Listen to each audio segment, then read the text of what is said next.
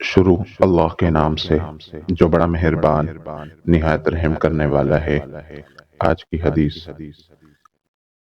ابو ہریرہ رضی اللہ عنہ سے روایت کرتے ہوئے فرماتے ہیں کہ جو آدمی شب قدر میں قیام کرتا ہے اور اس کی شب قدر سے موافقت ہو جائے، راوی نے کہا کہ میرا خیال ہے کہ آپ صلی اللہ علیہ وسلم نے فرمایا کہ ایمان اور ثواب کی نیت ہو تو اسے بخش دیا جاتا ہے۔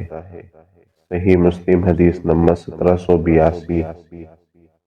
اسی طرح کے اور دعا اور احادیث کو سننے کے لیے ہمارے چینل کو سبسکرائب کیجیے۔ السلام علیکم ورحمۃ اللہ۔